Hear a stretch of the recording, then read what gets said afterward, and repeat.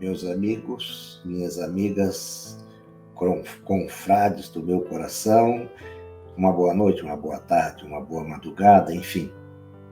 Assim que virem a nossa live, se sintam cumprimentados com todo o meu afeto. Bom, hoje nós vamos falar assim de ferramentas para o crescimento, para a evolução. Já o nome é interessante. André Trigueiro, ele fala que o Espiritismo oferece-nos ferramentas para a evolução. Eu gosto dessa acepção que ele eleva. Jesus está na casa de Pedro, onde ele implantou o Evangelho, vem continuando, hoje aliás é o capítulo 6 do livro Jesus no Lar, de Neio Lúcio, psicografia de Chico Xavier. Ele está ali no momento da, entre aspas, evangelização.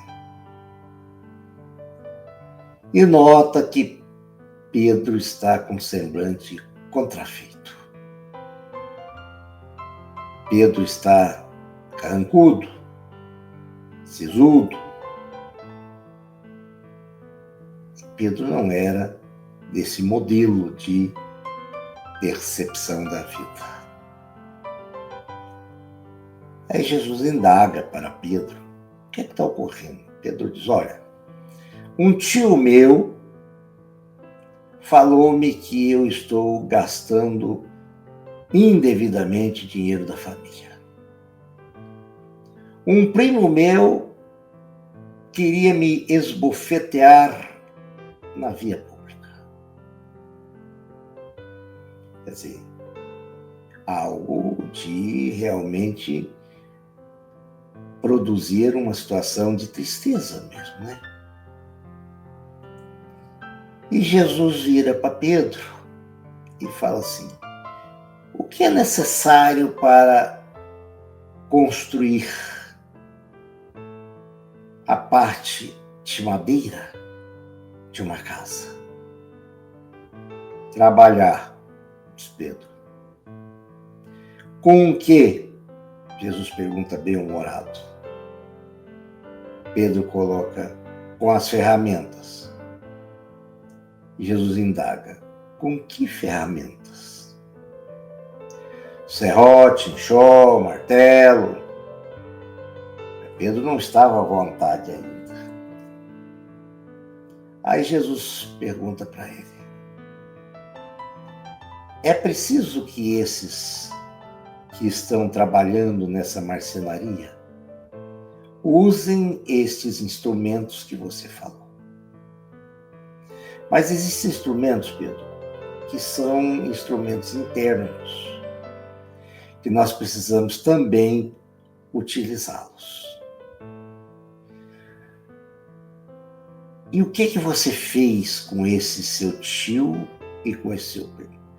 Coloquei-os no lugar deles. Não fiz por menos. Traduzindo para a linguagem de hoje, não levei desaforo para casa. Aí Jesus diz, Pedro, aqueles que estão perto de nós como familiares, é porque nós devemos emprestar a eles o melhor. Entendê-los nas suas dificuldades, porque eles são parentes sanguíneos, ou consanguíneos, como queiram. Nós temos que entender que Deus não deu cruz mais pesada do que os outros. E essa situação de estar amalgamado, estar ligado à parentela carnal, já é para se ter daí a evolução, ou se tirar daí a evolução. Olhou para Pedro. Pedro já estava bem conformado, embora com os olhares ainda cheios de dúvidas, assim com vontade de indagar mais.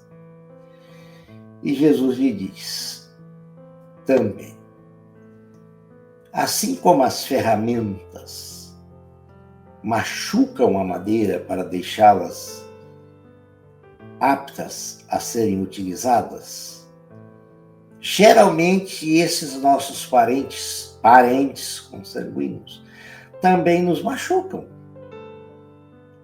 E nós devemos não ir contra eles com um serrote, cortando o exagero, um prego batendo nos pontos frágeis. Devemos, sim, entender as necessidades desses seres. São seres que precisam de nós, por isso nós nascemos junto a eles. Por isso que família é complicado. Quantas vezes a gente sente uma pessoa de fora, que é nosso amigo, muito mais amigo, muito mais familiar do que um familiar consanguíneo. Porque no familiar consanguíneo, em regra, só vem curva de rio. Só vem aquelas questões de dificuldades para lidar. Eu posso até dar um exemplo. Certa feita, uma pessoa queria opinar sobre tantas e tantas questões que não eram da sua alçada manter comunicação. Eu me agastei com relação a essas colocações. Não disse nada para a pessoa. Saí apenas, é demais para mim. Fui ao meu quarto para me exilar. Achei que o meu quarto era um exílio, mas não era.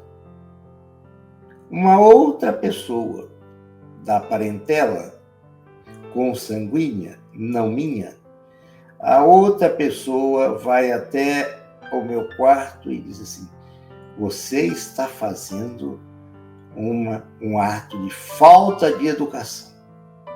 Aí eu dei uma de Pedro. Coloquei no lugar dela. Disse: olha, eu estou na minha casa, não estou falando nada para ninguém, mas eu não admito que alguém venha fazer ou venha dar sermão de moral sem respeitar a minha privacidade. Isso gerou um descontentamento da minha parte muito grande, muito grande. Sentir-me invadido. Eu estou contando essa história para dizer que eu sinto como foi a dor de Pedro. Por quê? Porque o tio que se dizia que Pedro estava gastando dinheiro da família era um tio avarento, a tal da projeção da psicanálise. Quando a gente aponta o dedo para alguém, diz você aquilo, outro, nós é que somos. Nós quem somos estes seres? E a segunda pessoa, também em me afrontar dentro do meu lar, dentro do meu aposento, é ato, assim, de uma indignidade a toda prova. O que me deu? Revolta, tristeza, asco. Graças a Deus, não eram familiares meus, porque Jesus é bem claro quando ele diz assim, familiares de sangue. Não eram meus familiares. Mas mesmo assim, me foi difícil. Porque no caso de Pedro, é um primo e um tio. Então, são familiares consanguíneos. Realmente nos faz ficar moribundo. Ou como dizia um amigo meu, sorumbático. E Jesus vai mostrando a Pedro, com essas perguntas todas, que aqueles que estão no núcleo familiar estão precisando um dos outros. Embora, no meu caso, eu não esteja nesse núcleo familiar consanguíneo, foi algo que me tem ensinado muito. Para limpar o meu coração, eu demorei bastante tempo. Não para ser indiferente, mas para receber como irmãos. É claro, né, que com reservas, não tenha dúvida. E o Evangelho segundo o Espiritismo diz: amar os vossos inimigos não é sentar com eles, não, é apenas perdoá-los e seguir adiante. Então, ferramentas interiores nós temos que desenvolver muito. Quando a gente quer algo por demais e esse algo não nos dá certo, não veio, é o serrote da existência que retirou aquele pedaço para longe de nós. Fica um vazio dentro da moldura pessoal, afetiva, espiritual que nós tivemos. Mas é necessário. Vai fazer o quê? Faz parte da dinâmica da vida. A vida é muito dinâmica. Heráclito já dizia: não se toma banho 2 vezes no mesmo rio. A água não é a mesma do primeiro banho. Então fica para nós aí muitas lições. A enxó, que faz corte profundo também dentro da madeira. O serrote corta por fora. A enxó faz verdadeiros trilhos internos na madeira. Qual é a nossa enxó? A dificuldade econômica, a nossa dificuldade de saúde.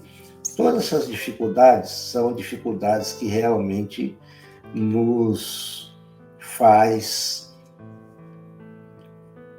colocarmos em situação de aprofundamento interior. Existe uma coisa chamada canoa de uma madeira só. Onde se tem muito isso? Nas áreas indígenas, nas áreas do Pantanal Mato Grossense. Aí aquela canoa não tem emenda nenhuma. Foi puxado ali pela enxó até fazer aquilo. Eles fazem até localzinhos para a gente sentar naquela canoa. Essa mexida é interior. É essa mexida que nós vamos trabalhando no passar do tempo como instrumentos, ferramentas para a evolução. Vem um corte profundo, chamado dor. Aí nós temos que lixar esse momento, esse corte, através do amor. Então, dá-se a enxó para escavar a madeira e dá-se a lixa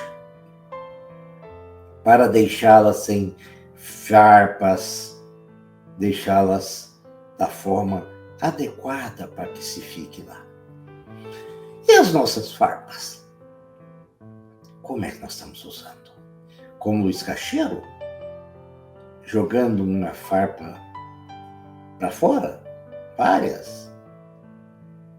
Quantas vezes nós somos um Luiz Caixeiro? Luiz Caixeiro, você chega perto dele, você leva um monte de atingimentos dessas farpas. Quando alguém que não nos é bem quisto, persona não grata, a gente solta um punhado de farpas, como se fosse para deixá-lo longe de nós. Não é por aí. Nós vamos ter que rever essa situação.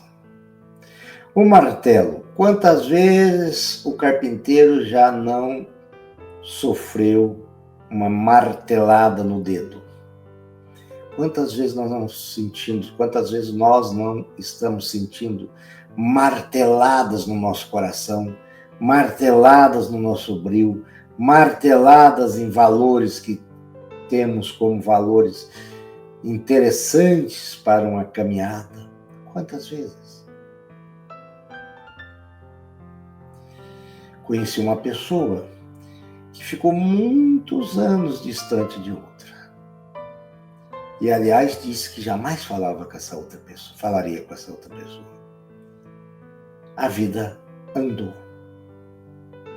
E, como diz em Minas, vida que segue, estava até conversando isso com a Edissa, e precisou dessa outra pessoa para algum fato indiscutível que sem a ajuda daquele ela não conseguiria ter, essa pessoa não conseguiria ter um ganho de uma situação que ela precisava, e era verdadeira. Aí essa pessoa distante entra em contato com a outra, boazinha, e você fica pensando assim, olha, como o interesse próprio faz mal e não é uma ferramenta de evolução. Às vezes nós somos tão francos que nos chamam de rudes, só porque nós não adoçamos a pílula. Não tem quem não apaixona, não tem quem não gosta de um estelionatário. Que pessoa magnífica é o estelionatário. Olha, eu estou com uma dificuldade. Não, fica tranquilo que eu resolvo para você. Dá R$1.000 aqui para mim, que eu já vou dar entrada ali, fazer aquilo. Falei que outro, você nunca mais viu os R$1.000, nem o estelionatário. Então, Jesus queria tirar de dentro daquela assembleia as ferramentas que são indispensáveis para a caminhada durante a jornada terrena e pós-terrena. Porque nós só levaremos o que nós tivermos plantados. Então, esse é um ponto indiscutível para nós. Esses são valores. Hoje nós estamos num mundo, como diz Bonneman, nós estamos num mundo de uma sociedade líquida, em que não tem mais valores a seguir. Existem apenas o quê? Existem apenas situações momentâneas, fictícias, extremamente líquida. Não tem outro termo. Ele foi muito feliz ao colocar isso. Os valores se diluíram, o caráter se diluiu, a hipocrisia aumentou fortemente. Por quê? Porque nós não estamos nos valendo da instrumentação evolutiva. Nós estamos nos deixando levar pela aparência e não pela essência. Roberto Carlos entra numa loja, uma área muito nobre de São Paulo, uma loja muito chique. Ele põe um boné, um óculos, e entra e fica olhando a vitrine. Aí tem uma moça colocando bolsas de marca na prateleira e vira a outra que estava: olha, isso aí não é para o senhor, não é para seu bico. Ninguém reconheceu. Nisso entra um homem esbaforido no telefone, praticamente gritando. Aí as meninas lá de dentro, as duas mosqueteiras, falam assim: ah, doutor fulano, vem cá, por favor, senta, só quer água, café, etc, etc, etc. Nisso entra uma moça, uma senhora, sei lá, e reconhece que é Roberto Carlos. E pega na mão, faz um ósculo na mão dele, um aperto de mão, e o Roberto Carlos se vira e vai embora.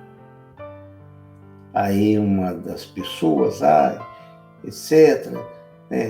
Mas ele era Roberto Carlos, era, nossa, e como nós não atendemos adequadamente, etc, etc. E aí o Roberto Carlos usa uma frase muito interessante. O importante não está na aparência, está no coração.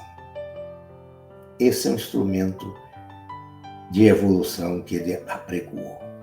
Mestre Jesus, espíritos amigos que circundam a todos nós, aqueles que estiverem assistindo a live, aos que virem assistir a live, que sejam abençoados, tocados em seu coração, porque nós sabemos o tanto que é bom estar com Jesus.